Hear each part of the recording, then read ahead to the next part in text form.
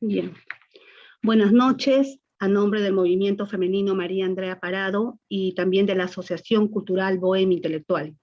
Esta noche, en coordinación con la Oficina de Participación Ciudadana del Congreso de la República, vamos a desarrollar un tema muy importante, cual es Conociendo la Constitución.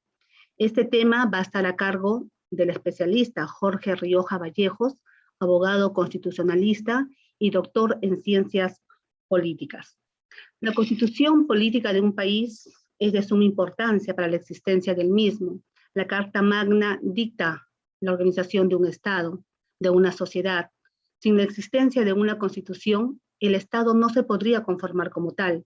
De ahí la importancia de analizar los aspectos más importantes de una constitución.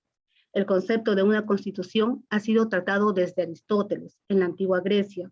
Así podemos ver que desde hace muchos siglos ha sido necesario para el hombre establecer la organización de un Estado, ya que sin una constitución carecería de los elementos necesarios para la supervivencia de una sociedad.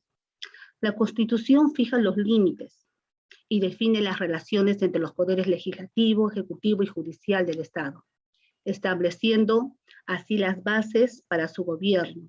También garantiza al pueblo determinados derechos. La mayoría de los países tiene una constitución escrita. En conclusión, una constitución debe realizarse con el objeto de establecer distintos puntos con respecto del aseguramiento de los respectivos intereses de los miembros de una comunidad social, entre los cuales podemos mencionar las funciones de los poderes del Estado, su actividad, así como los derechos individuales y las garantías constitucionales que se le deben reconocer a los ciudadanos. Siendo esto, vamos a dar pase al doctor Rioja, quien va a tener a cargo la ponencia de esta noche. Adelante, doctor. Bien, muchas gracias por la presentación.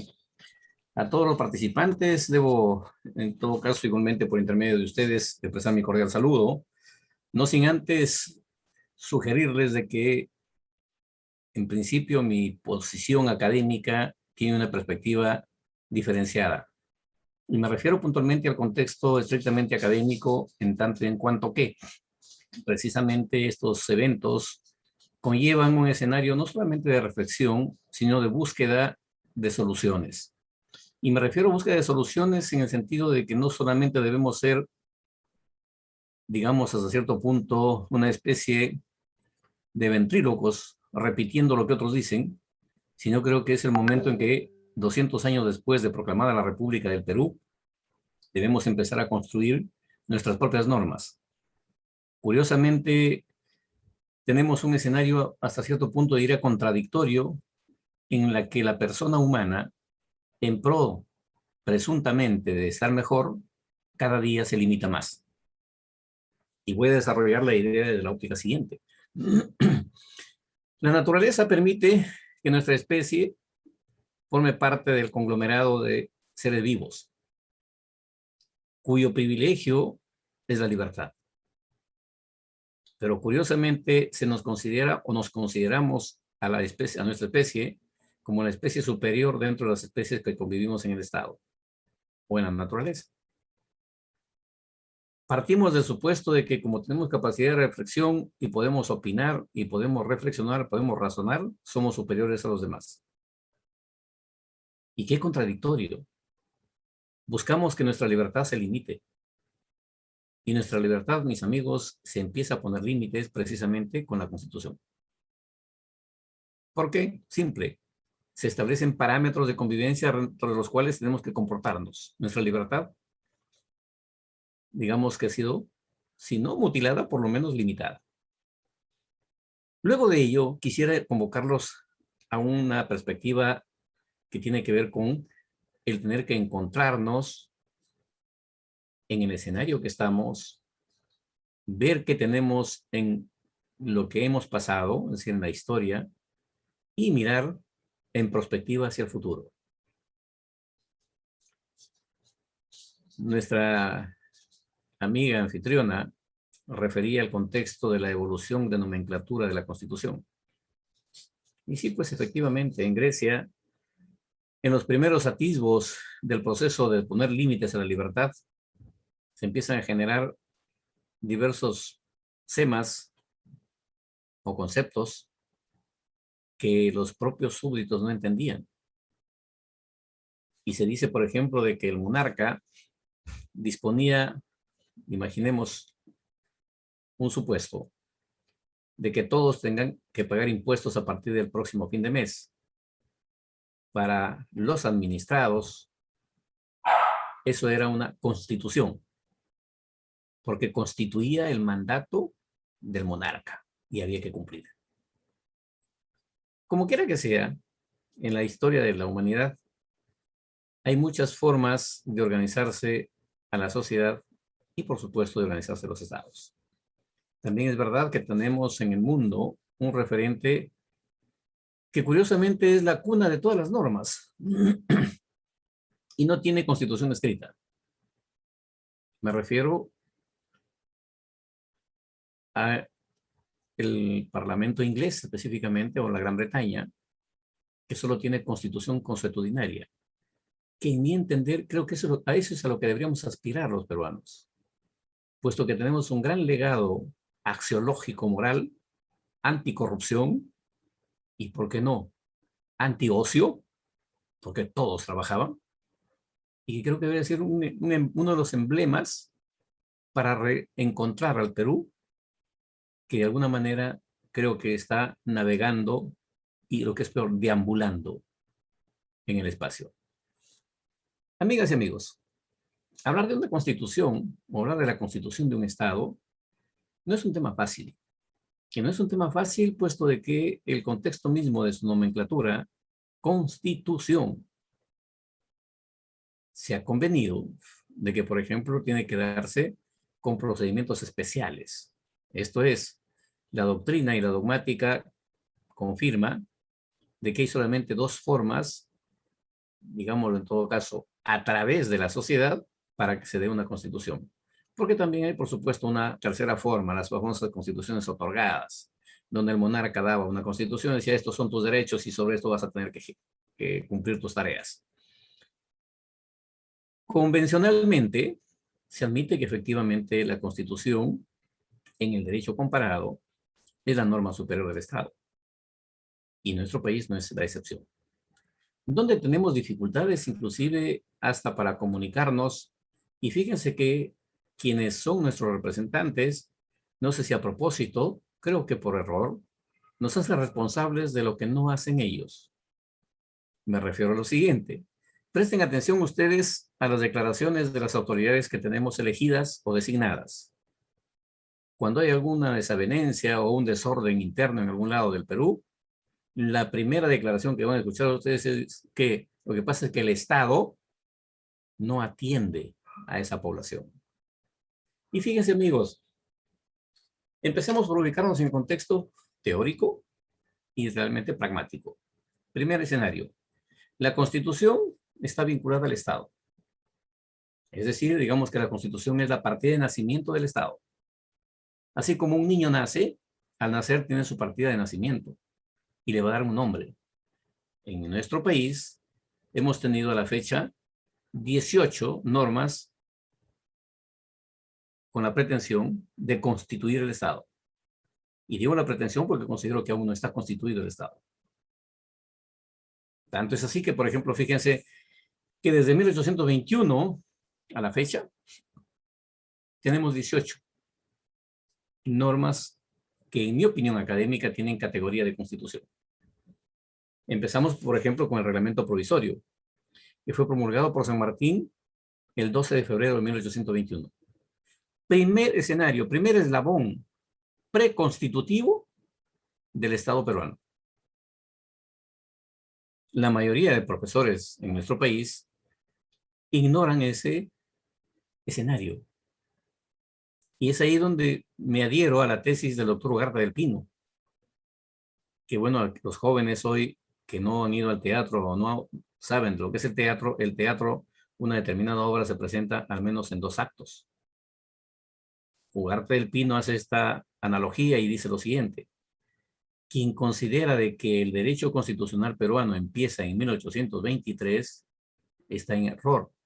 Es como ir al teatro en el segundo acto, es decir, no reconocer lo que les hago referencia del reglamento provisorio, y luego tenemos el estatuto provisorio que lo dio también el mismo San Martín.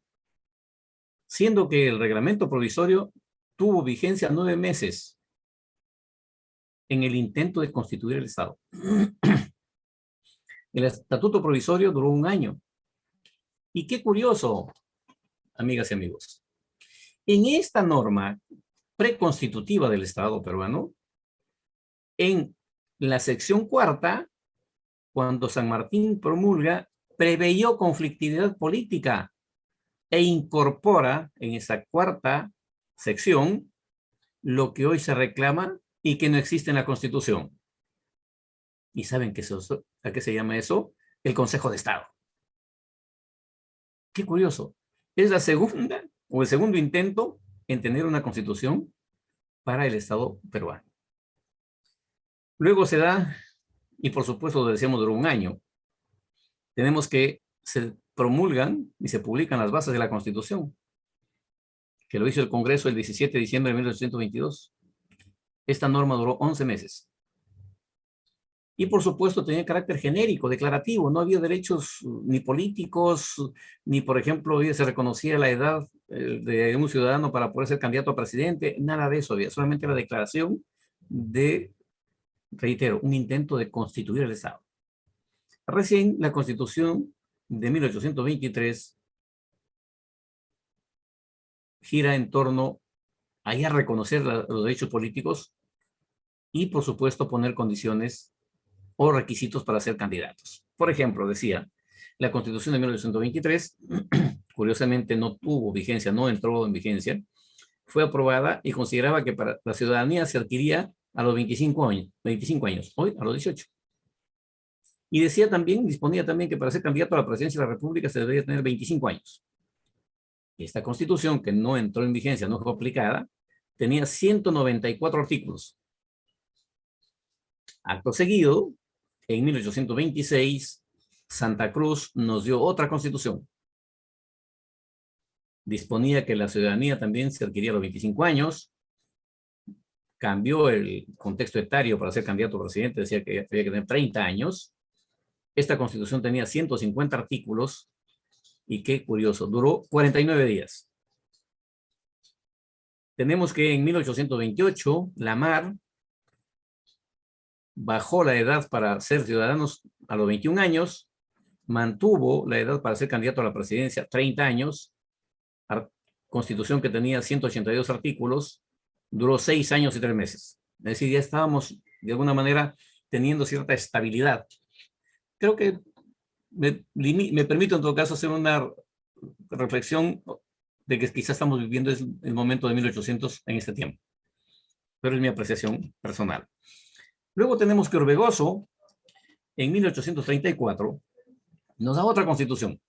Mantiene la edad de la ciudadanía, decíamos hoy es a los 18, en ese entonces era a los 21. Y por supuesto, para ser candidato a presidente dice que debe tener 30 años. Esta constitución tiene 187 artículos. Tuvo un periodo de duración de 5 años y 2 meses. Y en esta constitución, por segunda vez, se considera la existencia del Consejo de Estado. En sus artículos 96 a 105 inclusive, en la que hasta se le asignan funciones. Reitero, en estos últimos años, que son los más o menos 15, se reclama a esta institución. Curiosamente se convocan a los funcionarios de mayor jerarquía administrativa en el Estado, y diría yo solamente para tomar un café y tomarse la foto, porque nada de lo que acuerden puede ser aplicado. Es una convocatoria extra norma, es una institución que no existe. Si lo necesitan o creen que es pertinente, lo primero que hay que hacer es pues incorporarlo en el ordenamiento legal como corresponda, pero no convocar a instituciones que pensamos que deben estar y lo concreto es que no están. A razón siguiente, en derecho público, mis amigos, solo se puede hacer lo que está en la norma y nada más que eso. No hay lugar para interpretación, no hay lugar para tomarnos la libertad que se da en derecho privado. Porque en el derecho privado tenemos la opción de aplicar lo que dice la norma y también hacer lo que no prohíbe. En el derecho público no hay esa libertad. Entonces decíamos que esa constitución duró 5 años y 2 meses. Luego tenemos el Pacto de Tacna, que fue promulgado el 9 de mayo de 1837. No consideraba ningún escenario etario, ni para la ciudadanía, ni para ser candidato presidencial. Duró 1 año y 8 meses. Luego el Congreso de 1839 nos da otra constitución en la que considera que para la ciudadanía debe ser adquirida a los 25 años y para ser candidato presidencial 40 años. Esta constitución tenía 193 artículos, duró 15 años y 8 meses. Y luego volvemos al escenario primigenio. El Estatuto Provisorio, que fue promulgado el 17 de julio de 1855. Duró 1 año y 3 meses. Y luego volvemos a la Constitución. Castilla, en 1856, establece que la ciudadanía se adquiría a los 21 años, que para ser candidato a presidente había que tener 35 años. Tenía esta Constitución 138 artículos, duró 8 años y 2 meses. Luego, el mismo Castilla dio una Constitución en 1860. Mantuvo los 21 años y los 35 años para ser candidato presidencial. Luego viene el 1867, Prado. Mantiene los 21 años para ser ciudadano, los 35 años para ser candidato presidencial. Duró 4 meses y 8 días. Y luego volvemos al escenario primigenio. El Estatuto Provisorio, promulgado por Pierola, el 17 de diciembre de 1879. Duró 1 año. Es decir, amigos, lo que quiero significar con esto, con esta crónica, es que hace 200 años pretendemos tener Estado, siendo que en 1920 Leguía nos da una nueva constitución. Establecía la ciudadanía a los 21 años, los 35 años para ser candidato a presidente. Tenía 161 artículos, duró 10 años y 7 meses. Y es la tercera vez que en el proceso de desarrollo histórico del país se vuelve a considerar el Consejo de Estado, en su artículo 134. Es así que esta constitución, después de 10 años y 7 meses, fue reemplazada por una que dio Sánchez Cerro en 1933. Mantuvo la edad para la ciudadanía 21 años, 35 para ser candidato a presidente de la República. Tenía ya 236 artículos y esta es la constitución que más ha durado en la República del Perú. 46 años y 3 meses. La constitución de 1979,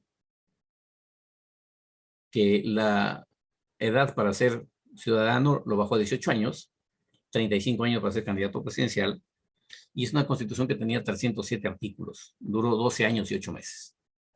Y hoy tenemos la número 18, la constitución de 1993, que igualmente mantuvo la edad de los 18 años para ser ciudadanos, 45 para ser candidato presidencial, y bueno, a la fecha tiene prácticamente 30 años. Amigos, dentro de lo que es el contexto de ser una constitución, la doctrina ha establecido, y convencionalmente en la mayoría de pueblos del mundo, giran en torno a ello. En primer término, la Constitución tiene carácter declarativo, no constitutivo. Es decir, solo el constituyente dice, puedes tener tales y cuales derechos. Está bien, pues, promulgada, debe ser aplicada y a la vez debe producirse normas conexas que permitan hacer realidad esa pretensión del constituyente. Como tal, la Constitución tiene 2 columnas vertebrales básicas, la parte dogmática y la parte orgánica. Ya sea la Asamblea Constituyente, que según la doctrina debe proponer, ojo, proponer un proyecto de constitución para que pueda ser ratificada mediante referéndum y como tal puesta en vigencia, mientras que el Congreso Constituyente puede hacer la Constitución, promulgarla y dejar que lo apliquen.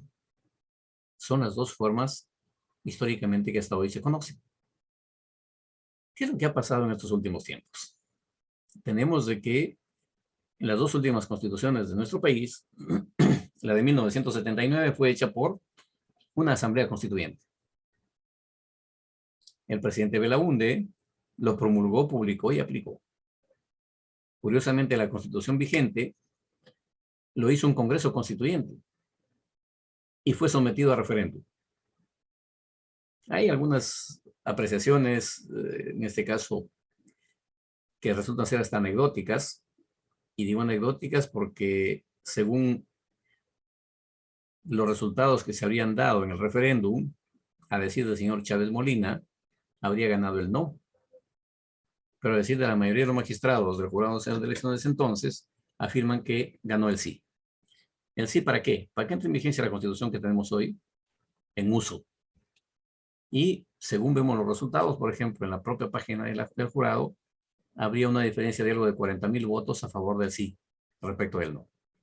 Lo que debemos quizá en este caso concretamente es empezar a ver qué de diferencia tiene la Constitución vigente respecto a las anteriores.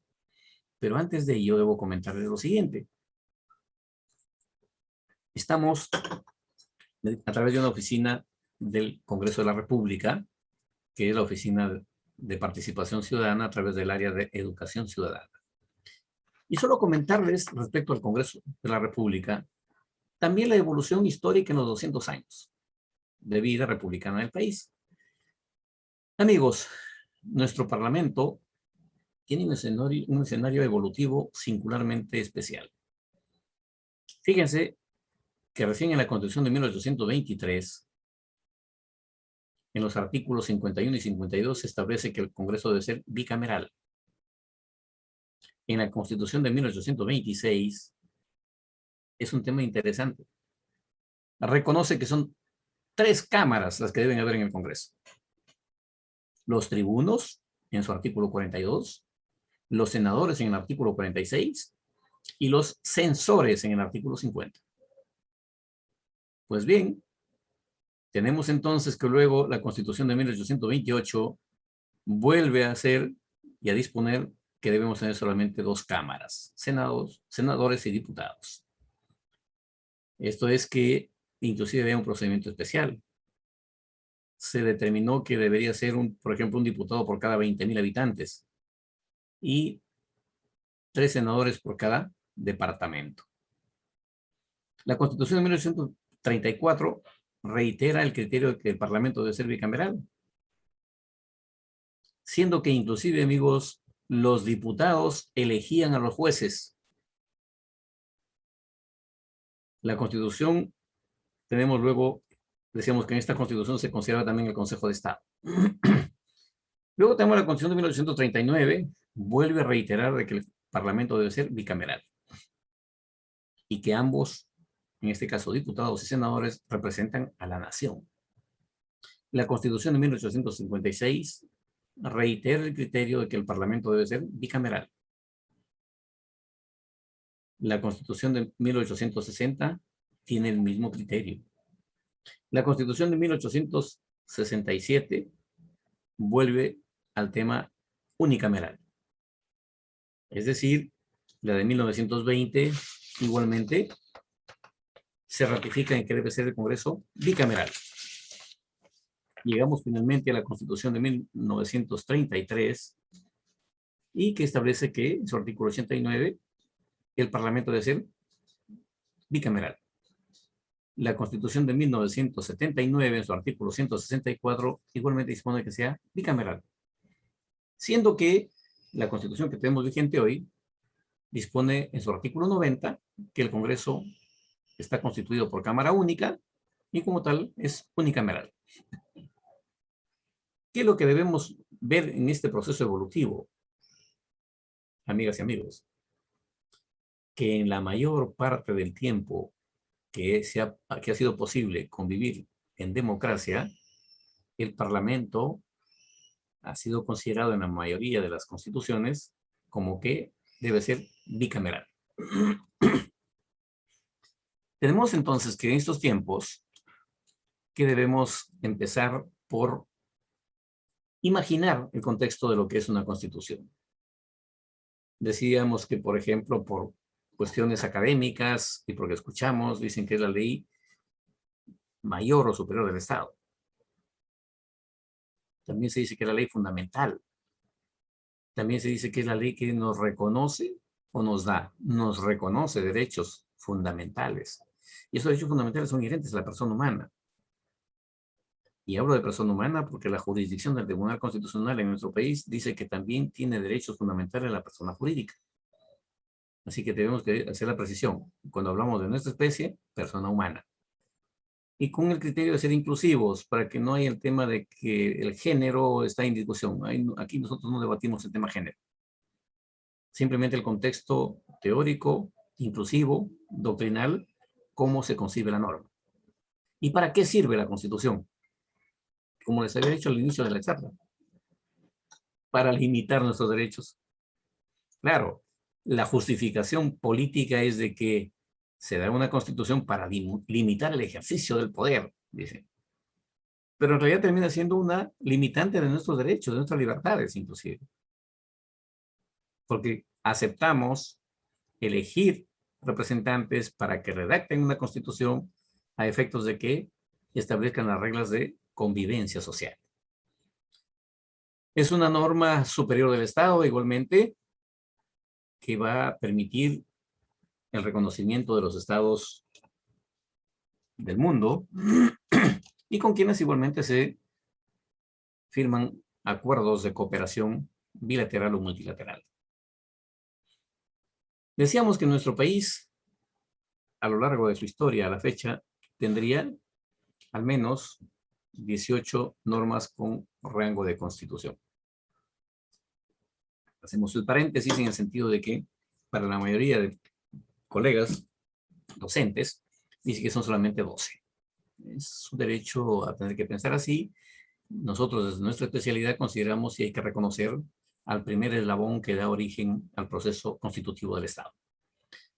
Siendo yo así, nos encontramos que el poder constituyente es la única fuente constructora de una constitución. Y decíamos que este poder constituyente está expresado o puede ser expresado mediante una asamblea o un congreso constituyente. Y tiene la condición de ser constituyente originario. Al extremo que inclusive en esa perspectiva de ser constituyente originario, de tomar la decisión política que podría hacerlo, puede sustituir a todos los órganos constituidos, incluyendo el Ejecutivo, el propio Legislativo y el propio Judicial. Es decir, este constituyente originario tiene tanto poder que inclusive podría cambiar hasta la forma de Estado. Pero para que eso no suceda, ¿qué ha pasado en nuestro país? Por los años 90 se produce la ley 27.600, en la que el Congreso, órgano constituido, se atribuyó facultad constituyente para hacer la reforma total de la Constitución. Respecto a esta ley, el Colegio de Abogados del Cusco demandó la inconstitucionalidad, entendiendo de que el constituido no tiene facultad constituyente originaria, puesto que el artículo 206 de la Constitución vigente le reconoce facultad constituyente derivada. ¿Y eso qué significa? De que puede reformar la Constitución, o para reformar la Constitución, sí, pero no para hacer una nueva Constitución que la doctrina reconoce de que quien haga una reforma total de la Constitución debe ser el constituyente originario y no el constituyente derivado. En tanto que el constituido, en este caso que era el Congreso, que pretendía hacer una reforma total de la Constitución, no tenía la facultad constituyente para que eso pueda hacer. Y es por eso que el Tribunal Constitucional, en mi opinión, cometió un error, puesto que admite la demanda de inconstitucionalidad que promueve el Colegio de Abogados del Cusco y resuelve, en mi opinión, reitero académica, con error. ¿En qué sentido? De que dice que el Congreso sí puede hacer la reforma total de la Constitución, es decir, el constituido. Ah, pero ojo, que tiene que ser sometido a referéndum. Amigos, el artículo 206 dispone que la reforma de la Constitución se hace por mayoría absoluta de votos entiéndase el número legal de legisladores. Tenemos hoy 130, la mitad más uno sería 66 votos. Cuando sea aprobado por un número de esta naturaleza, es decir, por la mayoría absoluta de votos, entiéndase la mitad más uno, este resultado tendrá que ser sometido a referéndum para su ratificación. Pero el mismo artículo 206 dispone que también puede ser aprobada si es que vota un número superior a los 2/3 de la representación nacional en 2 legislaturas ordinarias sucesivas. Fíjense, la sentencia del Tribunal Constitucional dice que sí y que es referéndum. Significa que también con más de los 2/3, conversé en algún momento con uno de los magistrados y me dijo, no, porque eso no va a pasar, porque es difícil que se pongan de acuerdo. Entonces, como no va a pasar, mejor ponemos eso ahí, ya el tiempo lo dirá. Pero igualmente considero de que esa no debe ser la forma de resolver las causas para seguir con la incertidumbre.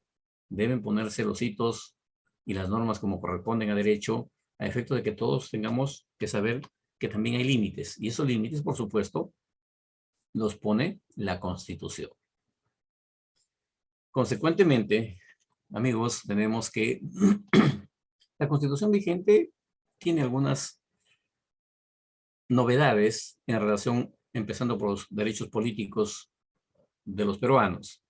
En su artículo 31 nos reconoce el derecho de participación política. También en el artículo 140 se considera como causal de pena de muerte los delitos de terrorismo. En su origen primigenio, esta constitución se consideraba la reelección inmediata, similar a los vecinos que hemos tenido en tiempos recientes, Ecuador y Bolivia. Pero ese texto fue reformado en el año 2000, no permitiendo la reelección inmediata, sino hasta después de un periodo de gobierno, después del periodo cumplido. Pero en nuestro país estamos en un gran problema. Y al menos en los últimos 5 años hemos tenido 5 presidentes. Uno por año. Somos geniales. ¿Qué va a pasar de aquí para adelante? No lo sabemos, pero como que es un poco la mecánica. Por eso decía, para mí estamos como en 1821, tratando de constituir el Estado. Reitero, mi apreciación académica. También se nos deja, o se habilita en esta Constitución a que el presidente de la República pueda disolver el Congreso. Que es lo que muchos esperaban que pasara ayer, en el contexto de lo que es la confianza que solicitaba el gabinete para poder hacer la gestión pública desde el Ejecutivo. Tenemos como tal también que se incorporan instituciones como la Defensoría del Pueblo. Igualmente tenemos que se mantiene en el reconocimiento a las comunidades campesinas y nativas y por supuesto también el contexto de sus costumbres y su legado ancestral, cultural también. Igualmente nos encontramos con que al constituirse los gobiernos regionales y locales, la Constitución le reconoce autonomía política y económica y esta administrativa. Sin embargo, yo tengo una apreciación igualmente personal en relación a que estos organismos,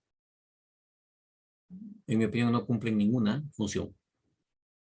Porque el año que debió haberse dado los referéndum para la constitución de las mega o macroregiones, se frustró el proceso. Y no habiendo proceso de descentralización, estando suspendido tácitamente, considero que inclusive ni siquiera deberían convocarse a elecciones para elegir autoridades que en los últimos tiempos, que no es mucho, recién del año 2000, se no tiene promedio de 20 y tantos años de gobierno regional. ¿Hay alguna excepción? Ojo, por eso digo, alguna excepción que no esté procesado por corrupción. La verdad es que creo que antes de ser una solución terminó siendo una dificultad mayor. En ese contexto, mis amigos, nos encontramos que efectivamente en la Constitución también están reconocidos los derechos fundamentales de la persona. En el artículo 1 dice la Constitución literalmente que la defensa de la persona humana y el respeto a su dignidad son el fin supremo del Estado y la sociedad. Ojo, su dignidad. Y ustedes deben haber escuchado que inclusive que se dice en nuestro país, ¿no? Tiene derecho a una muerte digna. Consecuentemente, esa finalidad del Estado tiene que cumplirlo el gobierno. Porque ¿qué es el Estado desde el punto de vista jurídico? El Estado, conceptualmente, se reconoce que es la sociedad jurídica y políticamente organizada. Y para existir con una excepción en el mundo, necesita 3 elementos constitutivos: población, territorio y poder. Y el poder es el que se encarga de ejecutar o de ejercer el gobierno de turno. Por lo tanto, los problemas que haya en la Sierra de Tacna, o en Puno, o en la selva de Loreto, donde de repente la autoridad llega una vez al año o una vez cada 5 años, no son problemas del Estado, son problemas de los gobiernos de turno, y no debemos dejar que nos sigan haciendo responsables de lo que ellos no pueden hacer. Me refiero a quienes tienen el poder político para hacer gestión pública. Esto es, quien no hace es el gobierno, no el Estado. Porque fíjense qué fácil. Dice, el responsable es el Estado. Oiga, nosotros somos parte del Estado. Somos uno de los elementos constitutivos. Entonces tendremos que irnos los 32 millones de peruanos a ver qué está pasando en tal o cual escenario para resolver el conflicto. Es un absurdo. Pero sin embargo, alegremente nos hacen responsables y como que para ellos no pasó nada. Es así, mis amigos, que en el artículo 2 se enumeran en los tantos numerales y literales los artículos que nos reconocen los derechos fundamentales de la persona humana. El artículo 3 se considera un artículo o una cláusula abierta o número aperto, se denomina en derecho. Y por supuesto también estos tienen conexidad con el artículo 200 de la Constitución, que nos estamos refiriendo a las garantías constitucionales para proteger estos derechos. Y si no fuese suficiente la jurisdicción interna, tenemos la cuarta disposición final y transitoria de la Constitución para poder acudir en búsqueda de justicia y respeto para que no sean violados sus derechos fundamentales ante la Comisión y o la Corte Interamericana de Derechos Humanos. Igualmente, la Constitución reconoce que tenemos derecho en sus artículos del 4 al 29 en el contexto de lo que es el tema de los derechos sociales y económicos. Y no sé si ustedes han advertido, pero por ejemplo en estos últimos tiempos se ha reconocido en el derecho comparado que hay 3 nuevos derechos fundamentales. Y como tal deberían estar en el artículo 2 al menos. Producto de la opción que da el artículo 3, cláusula abierta, para que se incorporen nuevos derechos. Me refiero al derecho de acceso al consumo de agua potable. ¿El Congreso ya lo reformó la Constitución? Sí, pero lo ha puesto dentro de derechos sociales y económicos. Debió haberlo puesto dentro de derechos fundamentales. Apreciación igualmente académica. Políticamente, digamos, lo han resuelto, pero está como un derecho social, no como un derecho fundamental. Sumado a ello, tenemos que hay 2 derechos que aún no están en el ordenamiento de derecho positivo nacional. Nos referimos al derecho de acceso al conocimiento mediante Internet gratuito y el derecho a la verdad. En cuanto se refiere a desaparecidos forzosos, se hace responsable al gobierno de turno para que los parientes nos digan qué fue de nuestro pariente que no es sabido. Eso no está aún en norma. Sin embargo, la jurisdicción, tanto de la justicia ordinaria como del propio Tribunal Constitucional, se vienen trabajando esos temas y creo que lo óptimo sería que se incorporen en la norma superior del Estado, que es la Constitución.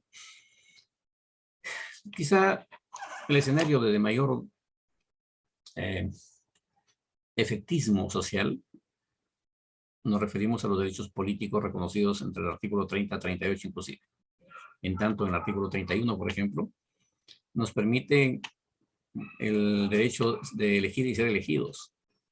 Nos permiten el derecho de presentar iniciativas legislativas a nivel municipal, regional y nacional. Por supuesto, en el marco de la ley. Si este enunciado del artículo 31, que dice que tenemos derecho a iniciativa legislativa, no tendría una norma complementaria habilitante para este derecho, no podríamos hacer nada. Porque, reitero, es una declaración de buena voluntad del constituyente, que el constituido ha tenido que habilitarlo. ¿Y que lo ha hecho? Sí, sí lo ha hecho. Y tenemos la ley 26.300 en la que dice, por ejemplo, la forma y procedimiento que debemos seguir para hacer uso de este derecho y presentar nuestra iniciativa legislativa a través del recojo de firmas, por ejemplo, desde la ciudadanía. Y dice que debemos apuntar el 0.3% de firmas en relación al número de electores del último proceso electoral. Pero qué curioso, fíjense, en los últimos 40 años en nuestro país, solo 2/3 vamos a votar. 1/3 no vota históricamente. Y ojo, ese tercio son casi 6 millones de electores. Que decía con unos colegas en un ámbito académico, si hubiera alguien que consigue que esos 6 millones de electores despierten y vayan a votar, en primera vuelta gana la presidencia de la República quien haga ese trabajo. En fin, ¿qué ha hecho el jurado respecto a este requisito de 0.3% de firmas? Dice, será sobre, y no sobre lo que dice la ley, sobre el número de electores registrados al último proceso electoral, electores nacionales, sino sobre los que votaron, es decir, solo sobre 2/3. Y creo que eso es una forma de habilitar, por supuesto, el derecho político de los ciudadanos. Que dicho sea de paso, ahí los convoco a todos, amigos. No distraigan tiempo ni energía en este ejercicio. Les sugiero, vayan a los escenarios más dinámicos que pueden igual hacer que lleguen sus iniciativas a destino y con menos trabajo o con menos problema. Me refiero a los colegios profesionales y otros organismos que pueden, en nuestro nombre, presentar estas iniciativas. Y vayamos a un proceso, sí, de buscar firmas, cuando tengamos la convicción de que realmente debe darse, por decirles, en este caso, inhabilitación para la gestión pública a todos aquellos funcionarios que han sido procesados y sancionados, por supuesto, por corrupción. Ninguno de ellos debería volver a ser gestor público. ¿Qué hacemos ahí? Una iniciativa y vamos a referéndum. Ahí saquemos, como se dice, el último centavo de esfuerzo y energía para poder conseguir el objetivo. Reitero, igualmente es una sugerencia académica. En este contexto, nos encontramos que la Constitución, amigos, en la parte orgánica, en primer lugar, reconoce la existencia de 3 instituciones tutelares del Estado. El Ejecutivo para la administración, el Legislativo para producir leyes y el Judicial para impartir justicia. Tenemos entonces, en este contexto teórico que la Constitución mantiene en su texto inclusive, se mantiene el escenario de los 3 poderes del Estado, que en realidad desde mediados del siglo XX es una nomenclatura que ya no corresponde. Y no corresponde por la siguiente razón. En el sentido primero, de que tenemos un escenario como este. El neoconstitucionalismo dice lo siguiente: no podemos hablar de 3 poderes dentro de un mismo Estado en tanto y en cuanto que uno de los elementos constitutivos del Estado es el poder, y este poder, para administrar el Estado, necesita de 3 instituciones tutelares: Ejecutivo para administración del erario nacional, el Legislativo para la producción de leyes y el Judicial para impartir justicia. Como tal, 3 instituciones para el ejercicio del poder. Y es el poder político. Tenemos, por supuesto, que en ese contexto, el Congreso de la República de nuestro país, según la Constitución, está reconocido en su artículo 90, dice que está integrado por 130 legisladores que deben ser elegidos en distrito electoral múltiple, y ahí viene el tema siguiente: ¿cuántos electores le toca a mi región? Que lo tenemos reconocido así. Va a depender de cuántos electores se reportó, en ese caso, la RENIEC. Y el jurado, una vez convocadas las elecciones, recibe el padrón electoral de la RENIEC y, dependiendo cuántos electores, hace la distribución en relación a los distritos electorales. Es decir, tenemos 26 distritos electorales, ahora 27 con el de peruanos en el exterior. Entonces, la RENIEC dice: Tacna tiene tantos, Puno tantos electores. En relación a la cantidad de electores se va eligiendo o se va asignando los escaños. ¿Para qué? Para que los partidos políticos, en uso de su derecho, puedan presentar sus candidatos, con su lista de candidatos en este caso, perdón, para que la comunidad política de cada región elija entre la diversidad de los candidatos ofrecidos por los partidos políticos. Y hay un detalle que ustedes tienen que internalizar, amigas y amigos. elegimos de la oferta que nos hacen los partidos políticos. ¿Y saben dónde está lo curioso? Que después que los elegimos, decimos, hey, pero ¿este quién es? No me representa, no sabemos eso. Pero fíjense qué curioso. Salen elegidos los candidatos que ponen los partidos políticos, porque hay un detalle adicional. Somos indiferentes al quehacer político. Pero como nos van a inhabilitar si no votamos, para tener nuestro DNI hábil, entonces vamos y votamos y finalmente ni siquiera conocemos a los candidatos. Y creo que ese es un punto de quiebre de la sociedad peruana. La falta de compromiso con su propio futuro. ¿Se imaginan ustedes 5 años de gestión y 5 años de frustración? Yo no imagino. Pero, por ejemplo, es ahí donde decía yo que veo que vamos de ensayo en ensayo. Y para que nuestro Congreso pueda funcionar y cumplir funciones, los señores congresistas tienen que incorporarse al Congreso. En ese contexto, tenemos 2 estamentos definidos de manera formal en el reglamento del Congreso, que es a la vez su ley orgánica. Y esto es la organización parlamentaria y el servicio parlamentario. La organización parlamentaria está integrada a todas las dependencias solo por congresistas, mientras que el servicio parlamentario solo por trabajadores de la institución Congreso de la República. Siendo que en la organización parlamentaria tenemos estamentos como los siguientes: el Pleno, el Consejo Directivo, la Junta de Portavoces, la Mesa Directiva, la Presidencia, las comisiones ordinarias, que son 24, la Comisión Permanente, que está integrada por un número inferior al 25% de la representación nacional, los grupos parlamentarios, y se ha insertado un escenario nuevo. En los congresistas tratan de tener relaciones bilaterales con sus pares de otros países, y eso ha dado origen a lo que se denominan las ligas parlamentarias, que no tienen mayor incidencia en la decisión, es verdad, pero existen formalmente dentro de la institución. ¿Cuál es una de las funciones más dinámicas o que mayor trascendencia tiene en nuestro Congreso? Yo considero que es, por ejemplo, el tema de control político. Sin embargo, otros consideran que es el acto legislativo. ¿Y el control político por qué, mis amigos? Porque en el escenario del control político, la máxima expresión de esta facultad que tiene el legislador es, por ejemplo, censurar a un ministro o un gabinete. La censura es el último acto procesal para efectos de deshacerse del funcionario público.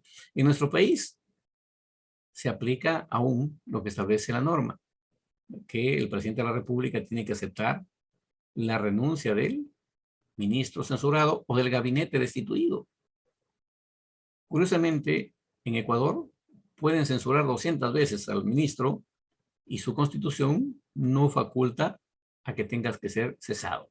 Creo que se ha hecho aquí en el Perú en los últimos tiempos. Un gabinete caía, por ejemplo, por X y O ministro. Entre otros casos, recordaron el caso de Business Track, por ejemplo. Bastó la renuncia del premier y se cayó todo el gabinete y como que no pasó nada. Y creo que eso no debe quedar así. Es decir, la renuncia no debe ser una tabla de salvación para justificar actos cuestionables o cuestionados. Por el contrario, con o sin renuncia, el proceso debe tener un fin. Y no como que terminó la cosa y empezamos de nuevo. Entonces decía que la mayoría reconoce el contexto de lo que es uno de los actos de mayor trascendencia en el Congreso, en cuanto a la gestión de los señores congresistas, la producción de una ley. Y por supuesto, nuestros congresistas están investidos de autoridad para reformar la Constitución inclusive. Y hay una función que la mayoría de tratadistas o lo ignora o lo hace adrede para que no se sepa, de que, por ejemplo, los congresistas tienen facultad de sancionar a funcionarios públicos con destitución y hasta inhabilitación para la función pública hasta por 10 años. Pero eso no sé por qué no se difunde, no sé por qué no se hace saber a la comunidad que puede hacer uso de ese derecho, por ejemplo, una denuncia constitucional, y que el Congreso va a sancionar a ese funcionario. ¿Ya ha sancionado el Congreso? Sí. En una semana, a un ex consejero de lo que fue el Consejo Nacional de la Magistratura, lo destituyó y lo inhabilitó para el ejercicio de la función pública por 10 años. ¿A quiénes puede destituir el Congreso? Hoy, miembros de la Junta Nacional de Justicia, jueces supremos, fiscales supremos, magistrados del Jurado Nacional de Elecciones, presidente del BCR, defensor del pueblo y todos los magistrados del Tribunal Constitucional. Oiga, ¿cuánto poder tiene el Congreso? Sí, pues, todo el poder que tiene, prácticamente, y es más, hasta vacar al presidente de la República. ¡Wow! Oye, ¿por qué no hacen? Ya no tengo respuesta para eso, porque creo que cada colegiado tendrá su propia respuesta en relación a ejercer o no ejercer dicha facultad. En el Ejecutivo, amigos, no es para que se frustren, pero por lo menos tengo la obligación de comentárselos, en el sentido estrictamente de la legitimidad en el ámbito del marco de la ley. Si ustedes revisan la ley 29.158, ley orgánica del Poder Ejecutivo, en su primera disposición final dice que hay 16 ministerios.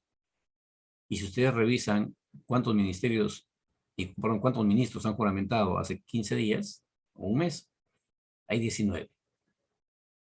Y claro, nos encontramos con un escenario penoso para mí. Es que estamos en el Perú, pues. Óigame, por el contrario, estamos en el Perú y tenemos que se respete la ley. ¿Y eso qué significa? Que tenemos que ir al escenario de la legalidad, que es el artículo 51 de la Constitución. Pero ya nos hemos acostumbrado y se ha convalidado todo, amigos.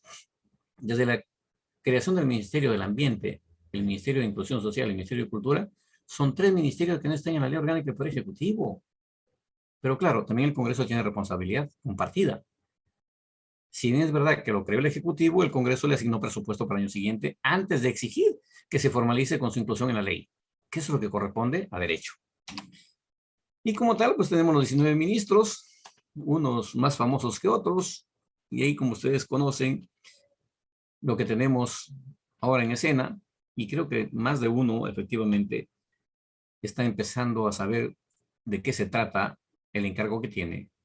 Lo anecdótico es lo siguiente: en esos cargos, cuando ya se enteran qué es lo que pueden hacer, los están reemplazando casi siempre.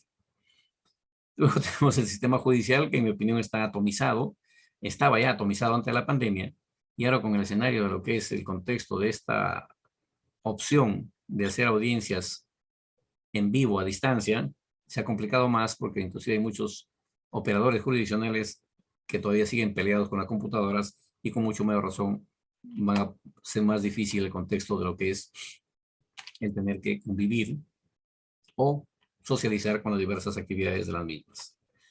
Como órganos autónomos, organismos autónomos, reconoce nuestra Constitución, entre otros decíamos al Consejo Nacional de la Magistratura, al Ministerio Público, la Defensoría del Pueblo, la Superintendencia de Banca, la Contraloría, el Banco Central de Reserva, el Tribunal Constitucional y los 3 órganos que trabajan para el escenario electoral: la RENIEC, la OMPE y el Jurado Nacional de Elecciones. Cada uno de ellos se ciñe estrictamente a lo que establece su ley orgánica, salvo la excepción que tenemos en este caso, que la propia ley orgánica del Tribunal Constitucional dispone que cuando no tienen reemplazo los magistrados, deben continuar en el cargo. Salvo esa excepción, todo lo demás se ciñen al mandato que la propia Constitución y las leyes orgánicas de las instituciones les reconocen como facultades a cumplir en el ejercicio del encargo funcional que les dan. Decíamos que el artículo 200 reconoce garantías constitucionales para precisamente proteger los derechos fundamentales de la especie, de la persona humana. En este contexto, nos encontramos que esto hace pocos días también ha sido derogado lo que fue el Código Procesal Constitucional, y ahora tenemos un nuevo Código Procesal Constitucional. También no está solo, le acompaña una demanda de inconstitucionalidad. Veremos cómo se resuelve, pero eso es con lo que convivimos. Y estas garantías constitucionales, dentro de ellas está el habeas corpus, que a la fecha tenemos ya como 15 a 20, según algunos colegas ya son 30, siendo su génesis solo una: habeas corpus, muéstrame el cuerpo. Pero hoy tenemos hasta preventivo, en este caso resarcitorio, una serie de nomenclaturas que, bueno, los colegas abogados con el ingenio, y creo que el propio Tribunal Constitucional con su adhesión a la jurisprudencia del Tribunal Constitucional Español, nos ha incorporado nuevas nomenclaturas de habeas corpus. El proceso de acción de amparo, el proceso de habeas data, el proceso de inconstitucionalidad, que últimamente en nuestro país está de moda, y por supuesto el proceso de acción popular y la acción de cumplimiento. A fin de poder quizá tener algunas preguntas de ustedes, me dijeron que hiciera la conferencia en no más de unos 45 minutos. Espero haber cumplido con el tiempo que se me asignó, y de mi parte simplemente reiterarle mi gratitud por estar aquí hoy con nosotros, y quedo a su disposición de los anfitriones para lo que consideren pertinente. Muchas gracias a todos. Buenas noches. Muchísimas gracias a usted, doctor Rioja. Realmente ha sido muy enriquecedor para todos nosotros haberlo escuchado. Y sí, a ver, vamos a dar pase, como se anunció cuando iniciamos, a las preguntas que requieran hacer los presentes en la sala. Por favor, a ver, puede activar su micro, el señor Iván Lazarte. Adelante. Buenas noches al ponente y gracias al Congreso por ofrecer esta interesante conversación e información, ¿no? Una pregunta al ponente: ¿de qué manera está estructurada la Constitución o cómo está dividida una Constitución? En principio, fíjese, la Constitución, decíamos, está concebida bajo una estructura, en principio, de darle prioridad a la persona humana, que es lo que corresponde a lo que se llama la parte dogmática. Y el contexto que gira en torno a la persona humana están los derechos fundamentales, los derechos sociales y económicos, entre los que está inclusive la educación, entre otros. Tenemos además de ello entonces un escenario que, en lo que es la estructura administrativa del Estado, si no están reconocidos en la Constitución, por ejemplo, ¿qué tendría que haber pasado o qué tendría que pasar? Vamos a un imaginario que ya se da en el mundo, pero en nuestro país todavía sigue siendo una ficción. Imaginemos que mañana somos parte del Ejecutivo y queremos que se cree el Ministerio de la Felicidad.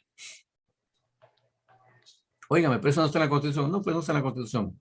Pero como esto es facultad del Ejecutivo y el Ejecutivo está facultado para crear instituciones públicas, entonces va a tener que enviar un proyecto de ley creando el Ministerio de la Felicidad y acompañado de un informe técnico financiero a través del cual se habilita los recursos económicos que le permitan funcionar. Es decir, la Constitución no tiene una estructura, digamos, pues pétrea que no pueda modificarse. Ni la Constitución alemana de 1910, apreciados amigos, estableció que no puede ser modificada por 10 años. Y en el año 3 tuvieron que hacer modificaciones, lo que en nuestro país sería reformas constitucionales. Que dicho sea de paso, en el ámbito de las reformas a la fecha, desde 1993, nuestra Constitución tiene más de 50 reformas. Y les comento un tema que resulta también de importancia para la academia. Y me refiero puntualmente a lo siguiente. Oiga, si ya tiene más de 50 reformas, la Constitución debería tener más de 250 artículos, ¿no es cierto? Pero sigue con 206. Sí, pues, porque hay un detalle. El Congreso, que es un órgano constituido, tiene facultad constituyente derivada, expresada en el artículo 206, lo que significa que puede reformar la Constitución dentro de esa estructura que le dejó el constituyente originario, 206 artículos, y las disposiciones transitorias y finales. No puede agregar más artículos. ¿Por qué? Razón. Porque es constituyente derivado, no es constituyente originario.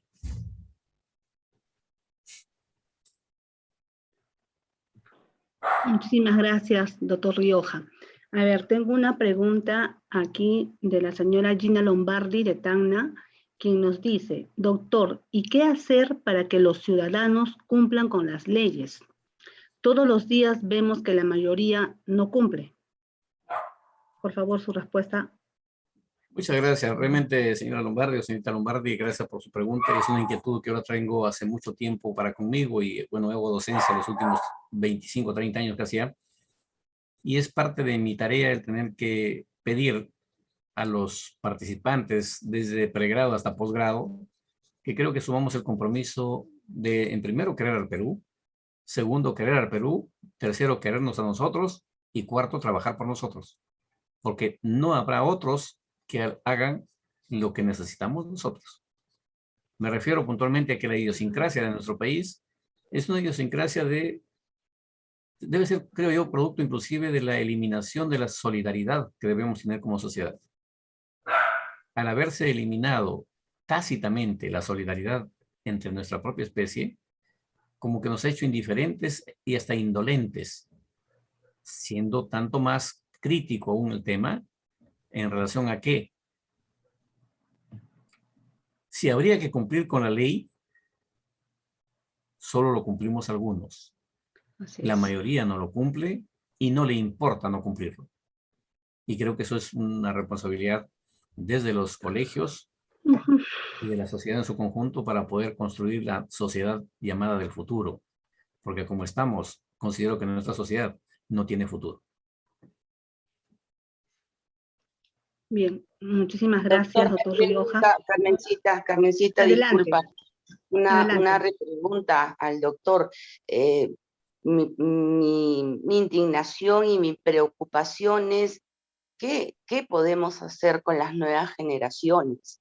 Hemos visto que hay mucha falta de valores, hay mucha falta de civismo, hay mucha falta de solidaridad. ¿Qué nos está pasando a los seres humanos? ¿Qué nos está pasando a los peruanos que estamos atravesando esta crisis tan terrible? Sí, fíjese, en todo caso, ensayar una respuesta sobre el tema qué hacer con la sociedad de hoy, creo que estamos asumiendo el costo de lo que no hicieron quienes tendrían que hacer algo por el país. Ujú. Si revisamos, por ejemplo, el contexto de educación, que para muchos es el escenario medular de construir una sociedad con valores, nos encontramos con que se ha desnaturalizado completamente el proceso educativo desde el kinder. Tanto más aún si es que ni siquiera tenemos, por ejemplo, el tema de la incidencia en que se reconozcan los símbolos patrios y nuestra identidad con el país. Sumado a ello tenemos la diversidad de grupos sociales que se organizan para defender derechos de algunos y difusos, entre otros, por ejemplo, el tema de el matrimonio entre iguales. Siendo que en estos tiempos, yo recuerdo mucho como los años 80, del 100% de familias, por ejemplo, creo que un promedio de hasta un 70% eran vía matrimonio y un 30% convivencia. Estoy seguro que en este tiempo está todo al revés. No más del 30% en matrimonio formal y más del 70% en convivencia. Sumado a que de ese 30% tenemos un problema mayor. Muchos se casan por formalidad y cumplir con la sociedad y en los 2 o 3 meses siguientes se están divorciando. Es decir, la familia como tal está creo en un proceso de autodestrucción que si no empezamos a construir el escenario de fortalecimiento, realmente es una sociedad que yo reitero lo que dije al final de la primera respuesta. No tenemos futuro. Gracias, doctor, muy amable. Con mucho gusto. Gracias. ¿Alguna otra pregunta que desea hacer la sala? También invitamos a los que nos están siguiendo a través de las páginas y de nuestro Facebook María Andrea Parado y Bohemia Intelectual para que también puedan formular. Estamos al pendiente para poderlas transmitir a nuestro expositor del día de hoy. Sí, una pregunta. A ver, adelante. Justamente, doctor Rioja, usted acaba de mencionar una palabra clave, valores. Muchos no entienden o no conocen o no comprenden cuál es el concepto de la Constitución. Muchos ven la Constitución como una torta en conjunto y que debemos partirla de acuerdo a los intereses de cada sector, ¿no? Y no es así. Cuando la Constitución garantiza y defiende los valores en base a sus principios, sin distinción de género, que creo que ese término sociológico ha sido incorporado en el gobierno de Toledo, sin distinción de etnia, sin distinción de credo. La Constitución defiende los valores, los derechos fundamentales de la persona en sí, más allá de los gustos o disgustos. Cuando tengamos bien claro que la Constitución es un texto que nos lleva a la reflexión, más allá que regula la conducta mediante su división orgánica, como usted mismo lo ha dicho, doctor. Si tenemos en cuenta eso, creo yo que seríamos una sociedad diferente. Pero claro, sí, parte por la educación. Porque ahorita hay una corriente muy fuerte donde se está haciendo ver a la Constitución no como un texto que garantiza los valores, sino como un texto materialista, en base a las relaciones de producción y clasista. Y ahí es donde se está distorsionando o vemos todo lo que vemos. Su opinión a mi reflexión, doctor. Gracias. Primero que nada, muchas gracias por complementar algunas ideas que comparto. Efectivamente, fíjese, en este momento nos encontramos en un proceso que para mucha gente dice es incierto. Hay un grupo que dice nueva constitución y otro grupo que dice no a la nueva constitución. Lo anecdótico es que ambos van sacando firmas. ¿Para hacer qué? No lo sé. ¿Y saben por qué? Porque jurídicamente, en el contexto del universo, hasta hoy no tenemos y ningún constituyente deja en una constitución la forma de cómo debe convocarse a otro constituyente para hacer una nueva constitución. En el mundo no hay una norma. Óigame, pero fíjese qué innovadores resultaron ser el señor Correa en Ecuador y el señor Morales en Bolivia. El señor Morales tenía mayoría parlamentaria en diputados y en Senado. ¿Qué hizo? Ordenó a sus bancadas para que le den una ley. Y claro que le hicieron caso. Y dieron la ley del 6 de marzo del 2006, que fue promulgada por el señor Evo Morales, recuerdo mucho, en un cuartel militar. Y claro, dio una constitución para él, para reelegirse. Como el señor, en este caso Correa, en Ecuador, no podía quedarse atrás, en 2007, el 28 de febrero, se inventó una norma que no existe en el ordenamiento legal. Decreto ejecutivo, y le puso el número 148, del 28 de febrero de 2007. Y el señor Correa dice que considerando una serie de argumentos sociológicos, decreta expedir la siguiente codificación del Estatuto de Elección, Instalación y Funcionamiento de la Asamblea Nacional Constituyente. Y claro, ¿para qué la hizo? ¿Para qué lo creó? Simplemente para volver a ser reelegido. Y en este momento Chile ha ido hasta un proceso de plebiscito. Creo que desnaturalizando el contexto de la figura. Porque el plebiscito es para tomar decisiones respecto a dónde vamos a pertenecer. A tal o cual jurisdicción territorial. Yo digo desnaturalizando porque quizá pudo haber sido un referéndum, no un plebiscito. Entonces, están en ese plebiscito y han tenido la sapiencia de poner de presidenta de esa asamblea constituyente, ojo, asamblea, a una dirigente mapuche, que leía sus declaraciones en días pasados, que dice que van a desistir de la constituyente porque realmente ve que no tiene rumbo. Vuelvo a insistir en el tema que les he comentado al inicio. Si no nos comprometemos a construir el país que queremos, simplemente miraremos que nuestro país se va desintegrando. Y les comento lo siguiente. En casi 200 años, apreciados amigos, el Perú ha perdido 730,000 kilómetros de territorio. Y hoy se siguen concesionando vía el uso del artículo 62 de la Constitución vigente, pero en propiedad a extranjeros dentro de los 50 kilómetros de territorio, violando el artículo 71 de la Constitución. Revisen para mayor convicción el Decreto Supremo 001-2017, Relaciones Exteriores, mediante el cual se faculta a que cualquier legación diplomática del mundo que tenga relaciones con nuestro país puede adquirir territorio peruano dentro de los 50 kilómetros de frontera, en tanto declare que es para su local de representación diplomática, lo cual desde ya me parece un absurdo, pero eso es lo que tenemos. Y en ese contexto, completo no sé si es el té o la reflexión, en Madre de Dios, Agricultura ha entregado una concesión bajo ese contexto a una disque institución filantrópica dentro de los 50 kilómetros para que haga reforestación. Y en Piura, el Ministerio de Energía y Minas ha hecho 2 actos de esa naturaleza a 2 empresas mineras en la provincia de Ayabaca, en la frontera con Ecuador. ¿Qué más habrá en estos próximos días, sumado a lo que el señor Sagasti firmó y luego derogó? El tema se hace crítico. Creo que debemos, desde los colegios profesionales, empezar a formar constituciones de vigilancia de la gestión pública. Todos los colegios profesionales. Y no solamente esperar que los abogados hagan, porque los abogados andan en otras cosas menos en lo que creo que deberíamos estar, salvo excepciones.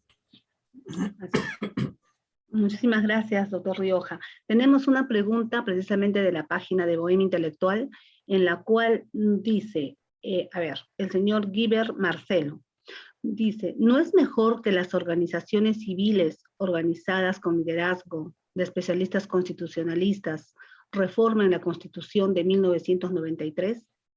Ya que no confiamos en este caso, no nos dice, en los políticos. Lo que pasa es que hay un detalle que se debe, en este caso, merituar y tiene que ver con lo que es el ejercicio del derecho político de todos los ciudadanos. En el mundo se ha encontrado que la mejor forma en este caso, pues, de conducir la voluntad popular es a través de un proceso electoral en un gobierno democrático, a través del cual las diversas voluntades se expresan públicamente y los ciudadanos encargamos nuestro interés en tal o cual candidato. El tema de las organizaciones sociales llamadas así, en realidad yo tengo mucha discrepancia con ellas, no por lo que dejen de hacer. Finalmente cada quien es dueño de su libertad de hacer y organizar su forma hasta de vivir. Es su derecho. Lo que no admito es de que supuestamente en mi nombre digan que van a hacer tal o cual cosa. Me refiero puntualmente a lo siguiente. Ustedes verán, por ejemplo, en nuestro país tenemos organizaciones pro derechos humanos que no sé los derechos humanos de quién defienden. Pero en realidad los propios agraviados tienen que ver por sí solos. Si no, fíjense solamente una referencia. Y por lo menos en los últimos tiempos, producto de que desde la academia venimos impulsando la necesidad de que efectivamente los agraviados, no puede ser que el gobierno obligue a que consiga abogado, mientras que el que causa lesiones le da un abogado gratis al Estado. Completamente absurdo. Es decir, yo causo lesiones, me da un abogado gratis el Estado. Y al agraviado, él tiene que contratar a su abogado. Yo decía que debe ser, por lo menos para ambos, en igualdad de condiciones, pero no al revés. Y creo que eso se ha avanzado un poco, por lo menos cuando hace unos 7 años atrás que iba a la Universidad Privada de Tacna a dictar en posgrado, encontré unos colegas que estaban en la Procuraduría, precisamente en esa tarea, de defender a los agraviados. Y ojalá me dijeran que era un proyecto piloto desde el Ministerio de Justicia. En verdad me agradaría mucho saber de que están en todo el Perú, porque creo que es una forma de compensar el contexto de la desigualdad hasta en la búsqueda de justicia. Bien, gracias, doctor. Tenemos otra pregunta también de la página de Bohemia, dice Juan Moore. ¿Existe algún fallo en la Constitución poco conocido, pero que de aprovecharse tendría grandes consecuencias? A ver, apreciado amigo, vamos a precisar el contexto siguiente. Si vamos al escenario de fallo como un escenario judicial, diríamos que en la Constitución no pueden estar expresados. Pero si vamos al escenario de que hay un vacío en la Constitución, probablemente sí hay muchos vacíos. Es decir, hay fallas en la redacción de la Constitución. En ese contexto, por supuesto, que hay varios textos contradictorios entre sí mismos. Y solo le doy uno de referencia, que resulta ser una falla. El artículo 2 dice que tenemos libertad de credo. Ahora lee el artículo 50. Dice que la religión católica tiene preeminencia sobre los otros credos. Y además, le dan un reconocimiento expreso por haber contribuido a tener el país que tenemos. Y además, a mérito del concordato firmado con Morales Bermúdez con el Vaticano en el año 79, la Caja Pública del Perú paga sueldos de varios promotores de la fe católica. Es decir, son empleados públicos. Y los que pregonan otros credos, bueno, están ahí, pues claro, que también hay una razón que justifica, digamos, el tema. El Vaticano tiene condición de Estado y representa a la religión católica, mientras que los otros credos solo tienen sus iglesias esparcidas en el mundo, más no tienen la condición que tiene el Vaticano. Óigame, pero el Vaticano, fíjese que no reúne las condiciones de Estado, porque solamente tiene gobierno, no tiene territorio ni población, sí, pues, no tiene. Pero convencionalmente los estados del mundo le han dado ese reconocimiento de Estado. Al tema conexo de derecho internacional público siguiente, que el representante del Vaticano en cualquier parte del mundo, en cualquier país del mundo, preside el cuerpo diplomático acreditado ante el país, como el caso de nuestro país, en el Perú. El representante del Vaticano, que es el nuncio, preside el cuerpo diplomático en nuestro país. Todos los demás, hasta el embajador de Estados Unidos, como diríamos, está en jerarquía, como que debajo del Vaticano. Es un poco el contexto de la convivencia en lo que se denomina hoy el mundo global, amigos. Muchísimas gracias, doctor Rioja. En la sala, si hay alguna otra pregunta que desean formular. Sí, bien, disculpe adelante. que monopolice mi intervención. Doctor, a ver, acabo de escuchar la pregunta que hizo la licenciada Carmen de un panelista que está en la transmisión en vivo al mencionar sobre la Asamblea Constituyente. Es que creo de que confunden, ¿no? En mismo Chile, en Chile la convención, ¿no?, ha sido elegida por un plebiscito o un referéndum. Bueno, son distintos, son significados distintos, pero no es un tema de que abrimos las puertas y que venga cualquier hijo de vecino, ¿no?, a redactar el texto. O sea, hay un orden, y creo yo que los indicados son los mismos congresistas o parlamentarios elegidos por el pueblo, son los llamados a redactar. Pero se está confundiendo bastante al decir, no, una asamblea constituyente, y cualquier hijo de vecino que quizás en sus 40 años ha leído un libro, ojo, esto no es discriminación, pero sí hay que ser responsable. ¿Por qué? Porque la Carta Magna es un texto que se debe pensar en elaborar a futuro, no cada 5 años, sino a futuro. Entonces, ¿qué es una asamblea constituyente? Está bien lo que algunos, tampoco políticos los podía llamar, porque la ciencia política, usted, doctor, sabe muy bien, ¿no?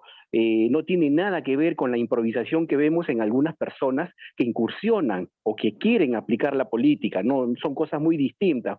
Por eso cuando dicen el político, no confío en el político, en un momentito, son personas improvisadas, y discúlpenme que sea así directo, son personas improvisadas que quizás tienen una cadena de tienda y con el dinero que tienen postulan al Congreso, pero no tienen nada que ver con la política, no hacen ciencia política, no conocen, no saben lo que significa la ciencia política.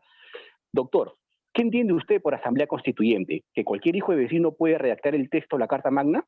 Gracias. A ver, Iván, el tema, reitero, parte de mi exposición. Decía que en este contexto de lo que son los procesos constitutivos de los estados, tiene que someterse a una norma superior del estado, que le da la partida de nacimiento, digamos, en este caso la Constitución. Y que hay dos órganos reconocidos igualmente por la doctrina, que son los llamados a construir o redactar o hacer la Constitución, que es uno un Congreso Constituyente y otro una Asamblea Constituyente. Y para que esto suceda, tiene que tomarse una decisión política. El 99.99% en nuestro país siempre ha sido la salida de un gobierno autoritario hacia un gobierno democrático vía una nueva constitución. Es el contexto histórico, si quieren. pero eso no está en norma. ¿Qué tendría que pasar para que eso suceda? Quizá diríamos, pues, un escenario de una crisis política que nos pueda llevar de repente hasta, Dios quiera que no, a una situación de ser casi Estado fallido, para que podamos de repente aterrizar con asistencia de Naciones Unidas, quizá tengamos hasta los cascos azules, en este caso la intervención de la OEA, a efectos de que se convoque una constituyente para hacer una nueva constitución. Y eso es, por supuesto, procesos que antes de ayudar a avanzar, por el contrario, son penosos y terminan siendo, hasta cierto punto, pues, poco racionales y que en verdad no ayudan al crecimiento de nadie, sino por el contrario, solo de algunos, como el caso de los países vecinos que tenemos hoy en estos días con harta crisis sociopolítica y económica, como Venezuela. Y por qué no decir cuál sería el futuro del Perú con la diversidad étnica que tenemos, donde ni siquiera nos reconocemos como nativos de esta tierra. A ver, doctor Quiroga, tenemos de verdad muchísimas preguntas en la página de Bohemia, pero vamos a ir respondiendo, mejor dicho, vamos a ir haciendo la pregunta. A ver, dice, ¿debería especificarse en la Constitución que los gobernantes elegidos por el pueblo, por los ciudadanos, son empleados de los ciudadanos?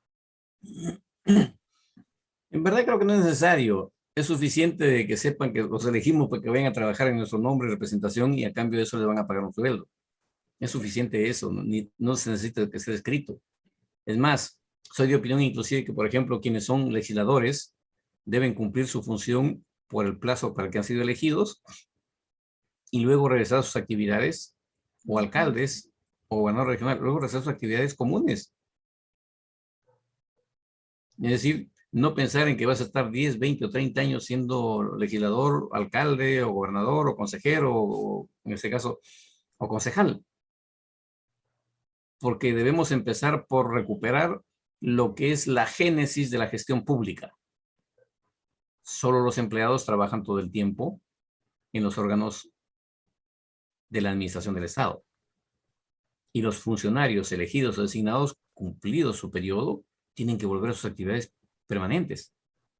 ¿Qué ha pasado en los últimos tiempos en nuestro país, mis amigos? Que la mayoría de autoridades que han accedido al poder han hecho actividad proselitista para ser reelegidos hasta la eternidad, desnaturalizando la actividad política, la gestión pública.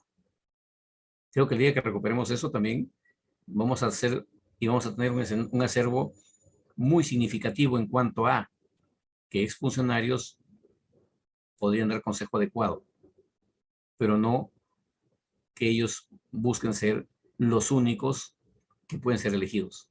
Y creo que mucho tienen que ver ahí los partidos políticos. ¿En cuanto a qué me refiero? Los partidos políticos tienen que abrir sus estatutos y que efectivamente los candidatos sean un militante, un voto, sumado además a que cumplan con el rol que la ley les obliga a preparar a sus militantes para la gestión pública.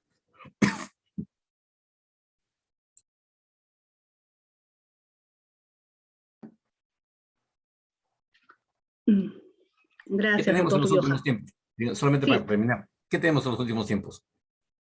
Entiendo que están recibiendo recursos del erario nacional para que hagan sus escuelas de capacitación los partidos políticos.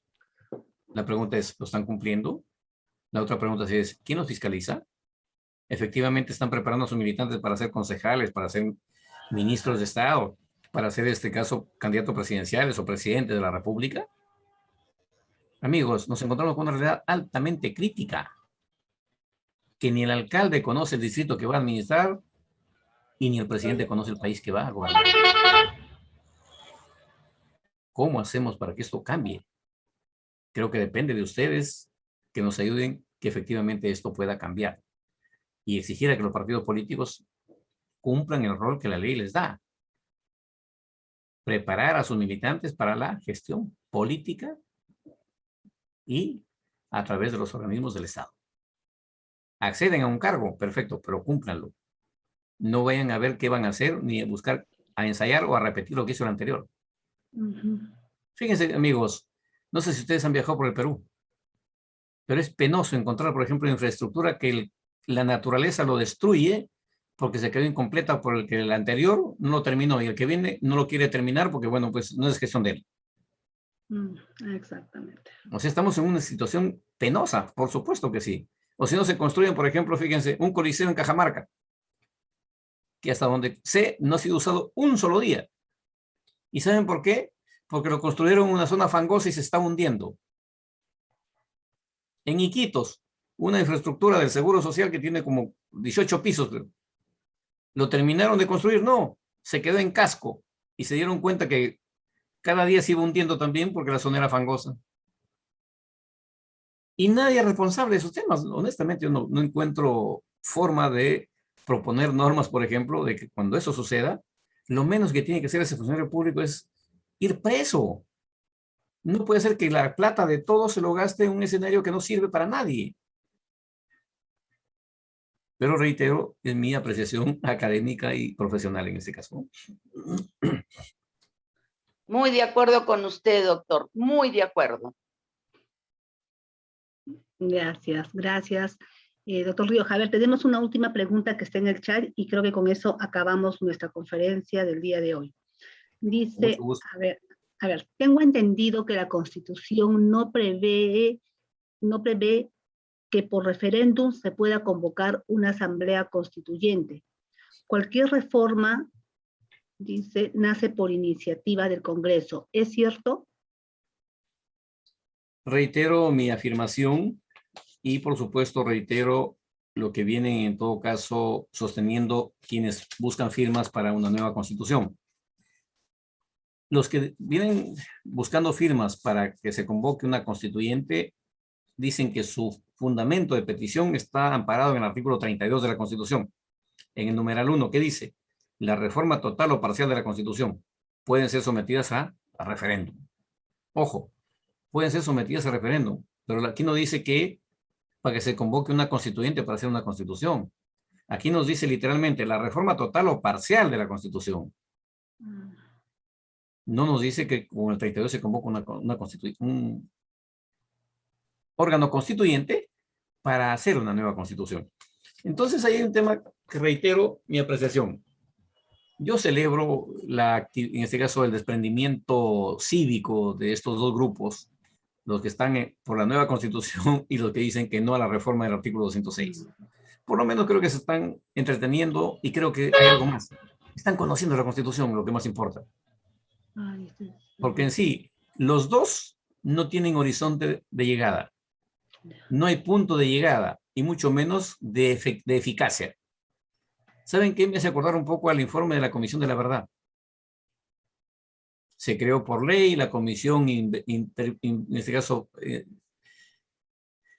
entrevistó a mucha gente, sacó su informe y cuando tenía su informe hecho, no sabían a quién tenían que entregarle. Si al presidente de la República, al presidente del Consejo de Ministros, al defensor del pueblo, al fiscal. No tenía punto de llegada. ¿Qué hicieron? Recuerdo mucho los integrantes de la comisión. Se fueron con sus paquetes de publicaciones a entregar de oficina en oficina en las diferentes dependencias del Estado. Y creo que así no funciona el país ni nada. Si no tenemos un punto de llegada al cual hay que ir, por supuesto, con diferentes procedimientos, no tenemos horizonte y mucho menos opción de éxito.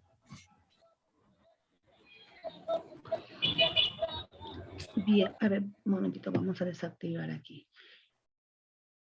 Bien, muchísimas gracias, doctor Rioja, por su participación en esta conferencia, en la cual ha estado presente la sociedad civil de Tacna, han estado los colegios profesionales, asimismo han estado presentes alumnos estudiantes de la Universidad Nacional Jorge Basadre de Groman, la Benemérita Sociedad de Señoras de Tacna, los colegios profesionales como son el de abogados, el de ingenieros y el de periodistas. Agradecemos a nombre de Tacna, del Movimiento Femenino María Andrea Parado, así como de la Asociación Cultural Bohemia Intelectual, su presencia por su intermedio en la Oficina de Participación Ciudadana del Congreso, quien se hizo esta noche presente en este conversatorio para podernos dar a conocer, ¿no?, la Constitución. que creo que aparte de la Biblia, después de la Biblia, es el libro que todo ciudadano peruano debe conocer. Muchísimas gracias, doctor Rioja, por estar presente en nuestra sala, a los presentes también, invitados, participantes, agradecerles y hasta una nueva oportunidad en el cual llevaremos otro tema, ¿no? Otro tema también con el Congreso. Buenas noches y gracias. Muchas gracias. Palabras finales, por favor, de despedida, doctor Rioja. De nuestra parte, muchas gracias y solamente en todo caso compartir con los representantes de las diversas instituciones que ha referido que nos acompañan esta noche, que igualmente pueden solicitar al Congreso de la República a través de la Oficina de Participación Ciudadana los diversos servicios que tenemos, ¿no? Hay esta conferencia, tenemos talleres y también tenemos eventos varios que igualmente son atendidos de manera gratuita a todos y sin excepción alguna. Muchas gracias a todos, un abrazo y éxitos. Muchísimas gracias, doctor. Hasta luego. Muchas gracias, doctor. De igual manera. Gracias. Muchas gracias. por Me favor, gustaría a los pedir que... una Hasta luego, muchas fotito, gracias. por favor. Me gustaría pedir una fotito, por favor. A ver, No sé por si favor, si podemos activamos encender las cámaras todos. unos momentos. A ver. Gracias. A ver, por favor, si podemos activar nuestras cámaras. A ver, vamos a colocar entonces galería. Ya, ok, ahí estamos todos. Por favor, Pónganse la jóvenes, foto, si pueden encender sus cámaras. Abran sus cámaras, que no van a ir a la DINA. ¿Ah? Mientras van encendiendo sus cámaras, por favor, Ya a yo quienes estoy en nos la están DINA, así que siguiendo no a tengo través de ningún la problema. página, perdón, a los que nos están siguiendo a través de la página de Hola, Bohemia Emina, María ¿cómo Andrea, estás? hay un Buenas noches. enlace, un link, para que puedan ingresar, por favor, ahí sus datos para la certificación, a los que nos están siguiendo por las páginas. A ver, entonces, hacemos la captura. Listo, ahí estamos. Por favor, A ver, voy a hacer muchísimas yo otra gracias a captura igual. todos. A ver. Excelente. Gracias, doctor Rioja. Gracias, Muchísimas buenas noches a gracias todos. las Buenas noches. organizaciones. Un gusto verlos. Doctor, Ok. abrazos desde Tacna. Encantado, Gina. Muchas gracias. Que viva Tacna, como dicen, ¿no? Gracias, sí, Que viva Tacna. Como un 28 de agosto, listo. Ok, le esperamos. Hasta luego. Buenas noches. Buenas noches. Adiós, gracias.